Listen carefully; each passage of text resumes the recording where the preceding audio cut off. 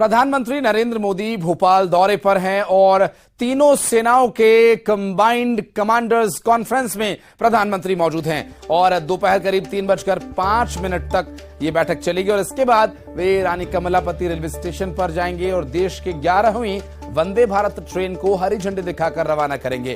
भोपाल के कई स्कूल्स के स्टूडेंट्स आज वंदे भारत एक्सप्रेस में सफर करेंगे। प्रधानमंत्री को देखने और उनसे मिलने, वंदे भारत ट्रेन का एक्सपीरियंस करने के लिए स्टूडेंट्स में गजब का उत्साह है और स्टूडेंट्स का कहना है कि उनके लिए गर्व की बात है और उन्होंने कहा कि हमारा देश तेजी से विकसित हो रहा है। वंदे भारत जैसी सेमी हाई स्पीड ट्रेन अब हमारे मध्य प्रदेश में भी चलेगी, ये गर्व की बात है।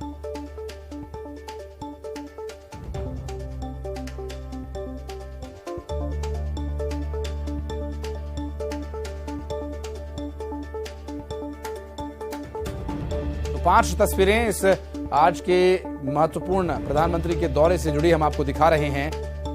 प्रधानमंत्री नरेंद्र मोदी भोपाल पहुंचे हैं। भोपाल में आज जो कंबाइंड कमांड सेंटर आपके कंबाइंड जो कॉन्फ्रेंस कमांडर्स की हो रही है, इस बैठक के माध्यम से सेना के स्ट्रक्चर, इंटेलिजेंस और आत्मनिर्भर सेना का जो लक्ष्य है, इस विषय के साथ साथ कुछ और अन्य विषयों पर भी यहां चर्चा प्रधानमंत्री नरेंद्र मोदी और सीडीएस तीनों सेनाओं के प्रमुख इस बारे में करेंगे और इस विषय को लेकर अभी की जो परिस्थितियां हैं, मीटिंग जारी है और जो सेना की और भारत की इस वक्त चुनौतियां हैं उससे किस तरह से जूझना है और साथ साथ विश्व स्तर पर भारत को कैसे मजबूत बनाकर रखना है सेना के लिहाज से, ये भी एक बहुत ही महत्वपूर्ण विषय रहेगा इस बैठक में और इस कमांडर्स कॉन्फ्रेंस में। बात करेंगे शैलेंद्र भदौरिया हमारे सहयोगी इस वक्त हमारे साथ मौजूद हैं, अनुराग श्रीवास्तव हमारे साथ मौजूद हैं, रंजना दुबे हमारे साथ हैं। मैं इस पर जरूर जानकारी लेना शुरू करूंगा। हमारे साथ सबसे पहले शैलेंद्र, आपके पास आते हैं। आपकी लोकेशन क्या है इस वक्त, आप कहां पर हैं और क्या है डिटेल हमारे दर्शकों के लिए? देखिए आशीष, मैं इस वक्त कुशाभाऊ ठाकरे कन्वेंशन सेंटर के बाहर ही मौजूद हूं और कन्वेंशन सेंटर में लगातार जो है बैठक का दौर जारी है। जिस तरीके से ये बैठक का आज तीसरा दिन है और समापन का दिन यानी अंतिम दिन आज है और खुद प्रधानमंत्री नरेंद्र मोदी इस बैठक में शामिल होने के लिए पहुंचे और लगभग अभी से बात करूं तो लगभग 40 से 45 मिनट तक और ये बैठक चलेगी। लगभग तकरीबन 3 बजे के आसपास ये बैठक खत्म होगी और बैठक के बाद वो सीधे रानी कमलापति की तरफ कूच करेंगे। अगर बैठक की बात करूं तो जिस तरीके से आप भी बता रहे थे कि जो तमाम मुद्दे हैं उन सबको लेकर चिंतन और मंथन का दौर जारी, क्योंकि 2 दिन लगातार खुद रक्षा मंत्री राजनाथ सिंह, इसके अलावा रक्षा राज्य मंत्री जो है वो भी यहाँ पर मौजूद है। तीनों सेनाओं के सेना अध्यक्ष, इसके अलावा सीडीएस अनिल चौहान यहाँ पर मौजूद हैं। इसके अलावा जो कुछ सिलेक्टेड ऑफिसर्स हैं दूसरे जो सेना से जुड़े हुए, उन सबको यहाँ पर आए हुए हैं और 3 दिन से ये लगातार मंथन हो रहा है। सबसे अधिक बात है कि सेना को सशक्त कैसे बनाया जाए, क्योंकि अंतर्राष्ट्रीय लेवल पर देखें तो भारतीय जो सेना है यानी जो फोर्स है वो टॉप मोस्ट फोर्सों में से एक है, लेकिन उसको और अधिक प्रभावी बनाना है, क्योंकि जिस तरीके से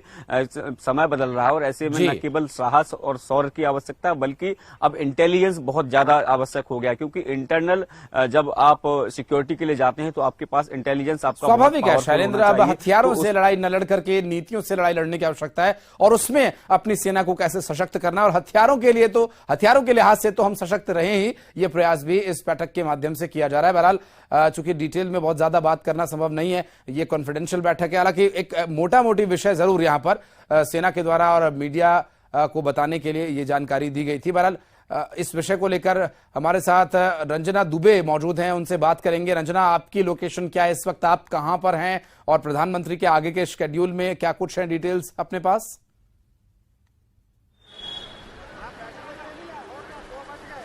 जी आशीष, बिल्कुल।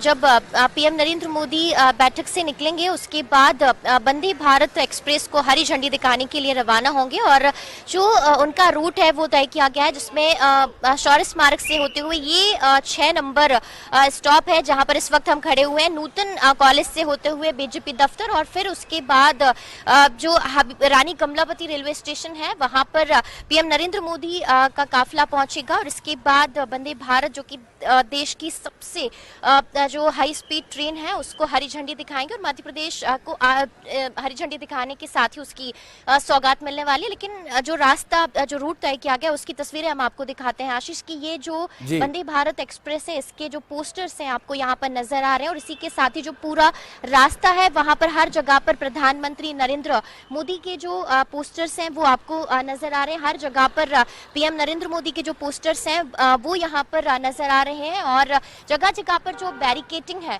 वो की गई है। पुलिस कर्मी आपको हर जगह पर दिखाई दे रहे हैं। बड़ी संख्या में जो चौराहा है जहां से पीएम नरेंद्र मोदी का काफिला होकर गुजरेगा वहां पर बड़ी संख्या में पुलिस कर्मी तैनात है, आपको नजर आ रहे हैं। यहाँ पर जो पुलिसकर्मी है, ट्रैफिक पुलिसकर्मी है, वो यहाँ पर लगाए गए हैं। ये इस तरह का जो बैरिकेटिंग है रास्ते के दोनों तरफ उनको यहाँ पर जो बैरिकेटिंग है वो की गई है और इसके बाद जो लगातार अनाउंसमेंट है वो भी किया जा रहा है क्योंकि अब सिर्फ 30 से 40 मिनट का ही वक्त है जब पीएम नरेंद्र मोदी यहाँ से बिल्कुल रंजना, थोड़ा सा शेड्यूल चेंज जरूर हुआ है। पहले की भव्य यात्रा हो सकता था कि किया जाता, लेकिन अब इसे बदल दिया गया है। जिस तरह से इंदौर में जो दुर्घटना घटित हुई उसके बाद ये बीजेपी मध्य प्रदेश ने फैसला लिया।